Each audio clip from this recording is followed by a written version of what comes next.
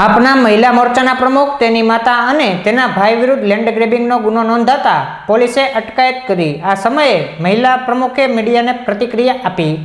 આમ આદમી પાર્ટીના મહિલા મોરચાના પ્રમુખ સોનલબેન ઘનશ્યામભાઈ રાઠોડ, તેમની માતા હિલાબેન ઘનશ્યામભાઈ રાઠોડ અને ભાઈ હિતેશભાઈ ઘનશ્યામભાઈ રાઠોડ વિરુદ્ધ કેતનભાઈ પરીખે બીમ્સ હોસ્પિટલ પાસેની જમીન પર ગેરકાયદેસર કબજો કર્યો હોવાને લઈ નીલમબાગ પોલીસ મથકે લેન્ડ ગ્રેબિંગની ફરિયાદ નોંધાવવામાં આવી હતી। જે ફરિયાદના આધારે પોલીસે સોનલબેન રાઠોડ અને તેમના ભાઈ હિતેશભાઈ રાઠોડની ધરપકડ કરી કોર્ટ સમક્ષ રજૂ કરતા સોનલબેન રાઠોડે થયેલી ફરિયાદના અનુસંધાને મીડિયાને પ્રતિક્રિયા આપી હતી।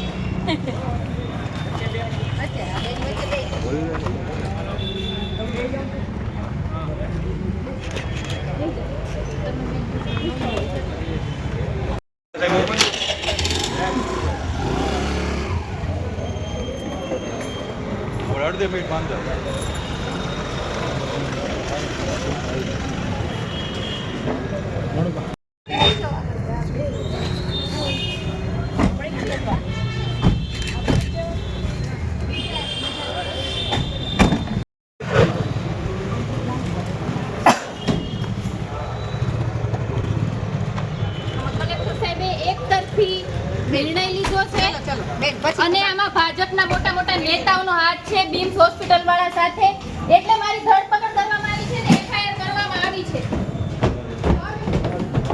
શું રાજકારણ થાય છે આમાં, બીજું કાંઈ છે નહીં અને ખોટી રીતની ફરિયાદ છે, ખોટી સાવ ખોટી રીતની ફરિયાદ।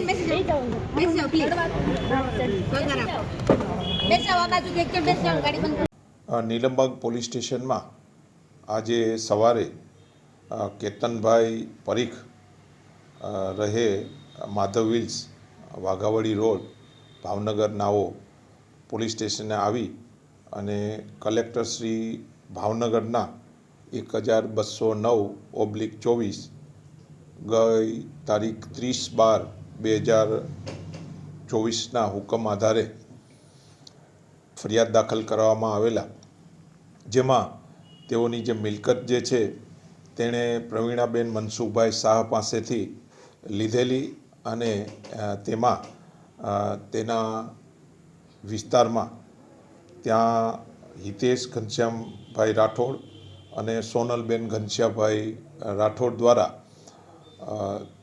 તેનો જે હોસ્પિટલની આગળનો જે ભાગ જે છે ત્યાં જે હોસ્પિટલના વાહનો, માણસોને અવરોધ થાય તે રીતે તેનો કબજો કરેલો હોય, જે આધારે ભાવનગર કલેક્ટર સાહેબનો હુકમ હોય, જેના આધારે આજે નીલમબાગ પોલીસ સ્ટેશનમાં લેન્ડ ગ્રેબિંગનો ગુનો દાખલ કરવામાં આવેલા છે।